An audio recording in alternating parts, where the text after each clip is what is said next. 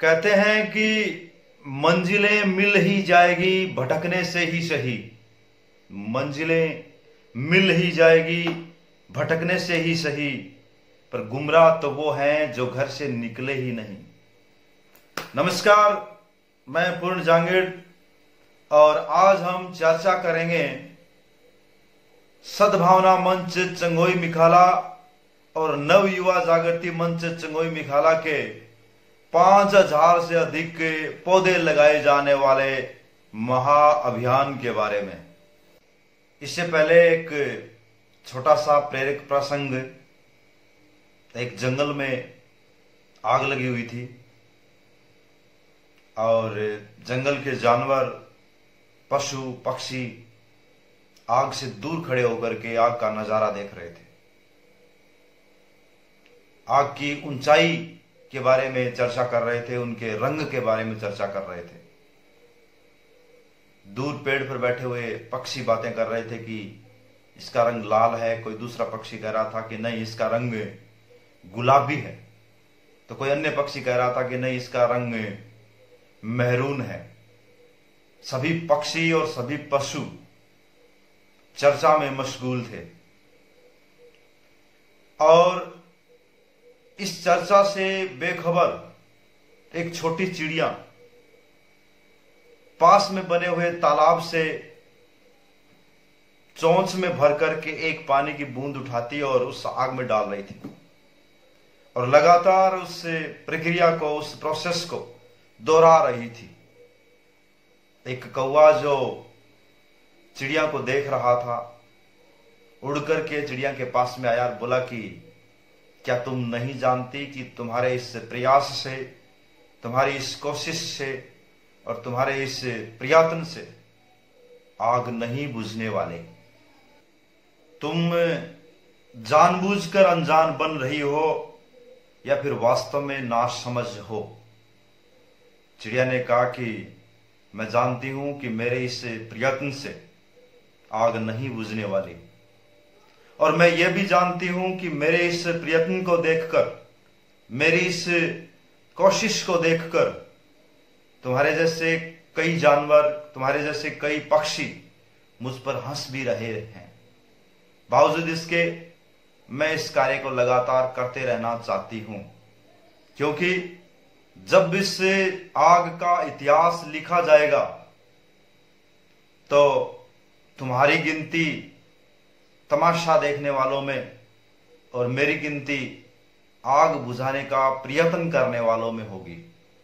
ये अंतर हमेशा बना रहेगा तुम्हारे और मेरे बीच में। मित्रों, कई बार हम ये सोच जाते हैं कि मेरे करने से क्या होगा, मैं अकेला क्या कर पाऊंगा। गांव में बहुत से लोग चर्चा करते रहते हैं कि ये गलत है, ऐसा नहीं होना चाहिए, लेकिन कोई बोलता नहीं है। दूसरा भी यही कहता है कि कोई बोलता नहीं है, और तीसरा भी यही कहता है कि बोलता नहीं है। सारे लोग जब ये कहते हैं कि ये कार्य गलत है लेकिन बोलता नहीं है, तो फिर सारे लोग ये कह रहे हैं कि बोलता नहीं है, तो फिर बोलेगा कौन? विचार कीजिए। एक बड़े से बड़े सफर की शुरुआत एक छोटे से छोटे कदम से होती है। इसलिए हमें कभी भी यह नहीं सोचना चाहिए कि मैं क्यों करूं, क्योंकि जब हम कोई कार्य शुरू करेंगे तो लोग अपने आप जुड़ जाएंगे। अच्छा कार्य शुरू करेंगे तो लोग अपने आप जुड़ जाते हैं। मित्रों, अव्यवस्था की जो आग है, उस आग को अगर हमें बुझाना है तो चिड़िया की भांति हम सभी को अपने अपने हिस्से की कर्म रूपी एक एक बूंद उसके अंदर डालनी होगी। और यह तय है कि यदि हम अपने कर्म रूपी एक एक बूंद आग रूपी अव्यवस्था में डालते हैं तो आग को बुझना ही होगा। मित्रों, एक बड़े से बड़े सफर की शुरुआत एक छोटे से छोटे कदम से होती है। अपने आसपास जो कुछ भी हमें दिखाई देता है, धरती, आकाश, पहाड़, मैदान, नदियां, झील और पेड़ पौधे सभी प्रकृति द्वारा बनाई गई सुंदर संरचना है, जो अपने आप में खास भी है और अपने आप में मनमोहक भी है। जीवन की शुरुआत से लेकर अपने जीवन के अंत तक हमें जो कुछ भी मिलता है प्रकृति की ही देन है। लेकिन मानव ने जब जब प्रकृति के साथ में खिलवाड़ किया है, प्रकृति ने प्रतिकार स्वरूप अनेक रूपों में हमें जवाब दिया है, जैसे बाढ़, भूकंप, ज्वालामुखी, अकाल, भूखमरी या फिर कोरोना जैसी वैश्विक महामारी।